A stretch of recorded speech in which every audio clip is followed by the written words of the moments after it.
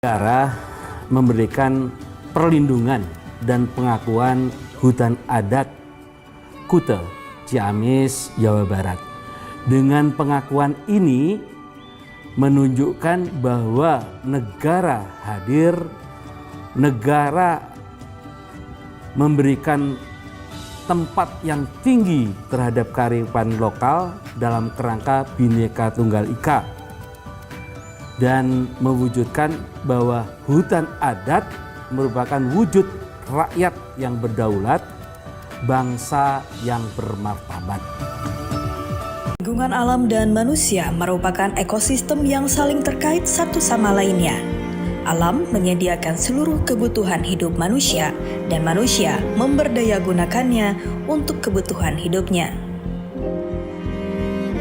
Manusia memandang lingkungan alam dalam dua perspektif yang berbeda, yaitu sebagai objek yang mendorong manusia memperlakukan lingkungan alam secara eksploitatif serta secara persuasif yang menempatkan manusia sebagai bagian dari alam sehingga melahirkan kearifan-kearifan lokal.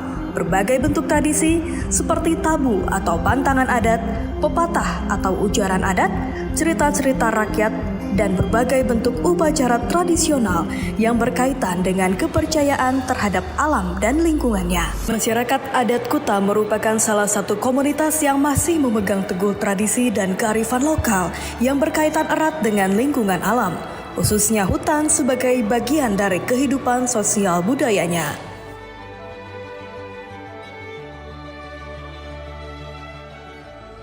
Kampung Kuta berada di Desa Karangpaninggal, Kecamatan Tambak Sari, Kabupaten Ciamis, Jawa Barat.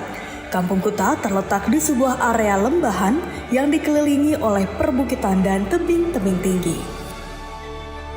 Dalam Leuweung Gede, penghormatan yang tinggi terhadap leluhur memunculkan sifat green behavior yang memisahkan kehidupan sosial masyarakat dari hutan yang sangat mereka keramatkan. Leuweung Gede bagi masyarakat adat Kuta merupakan satu wilayah yang sakral dan keramat, karena mereka mempercayai leluhur penjaga mereka tinggal dan bersemayam di dalamnya. Leuweung Gede hanya dapat dimasuki pada hari Senin dan Jumat saja setiap minggunya, dan ditujukan untuk hanya kepentingan tertentu seperti ziarah dan ilmu pengetahuan. Keberadaan Kampung Gede dilestarikan secara organik oleh masyarakat adat Kuta dengan berbagai pamali dan tabu sebagai bentuk penghormatan. Hutan lindung seluas 31 hektar tersebut sangat terjaga dari jamahan manusia, bahkan satu helai daun pun tabu untuk dibawa pulang. Namun demikian, lembaga adat cukup terbuka dengan pengembangan ilmu pengetahuan di Leuweung Gede. Beberapa penelitian pernah dilakukan berkaitan dengan konservasi dan sumber daya alam. Setidaknya dari data inventarisasi warga adat Kuta terdapat 66 jenis tumbuhan.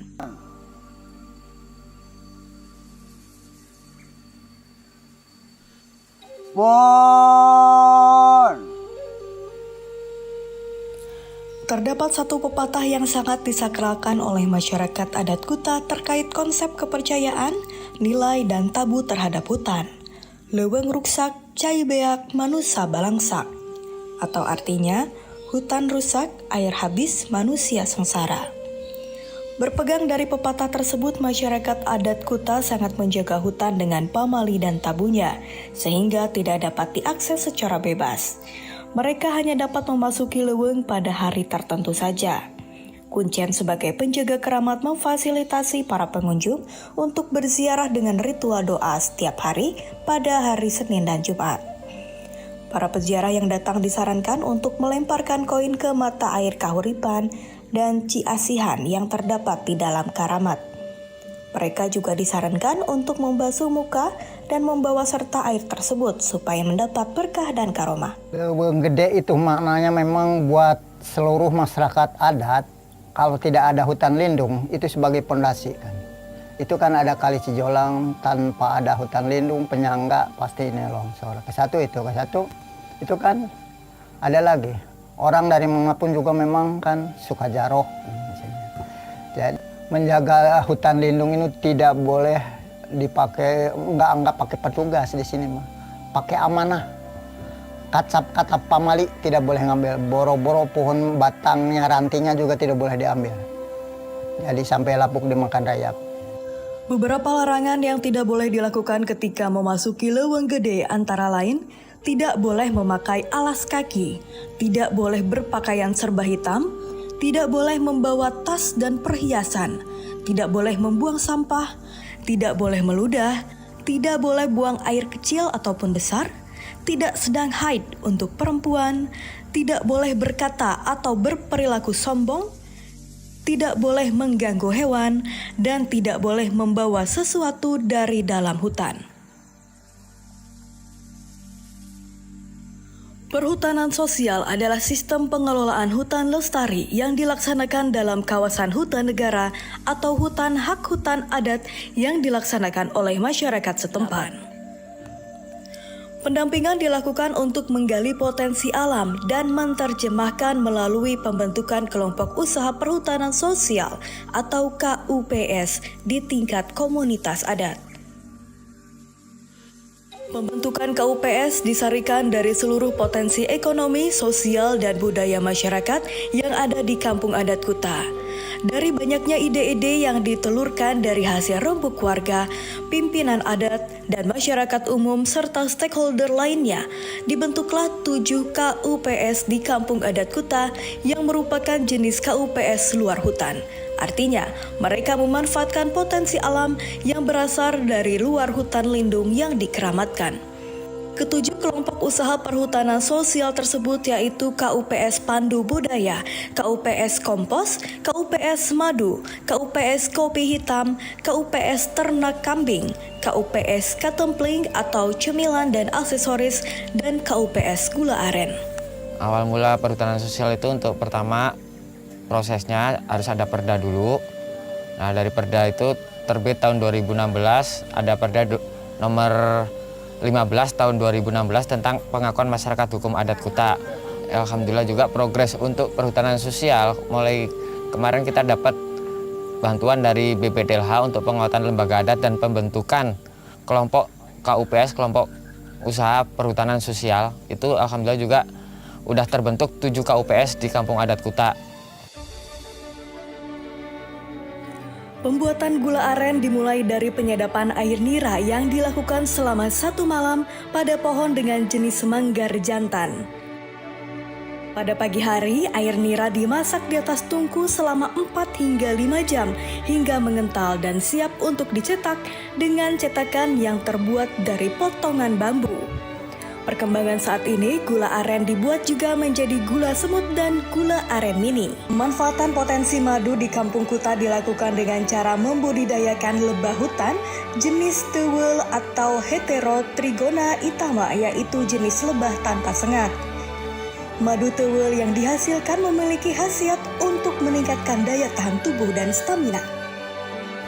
Jenis kopi yang banyak dibudidayakan di Kampung Kuta adalah Robusta dan Liberica.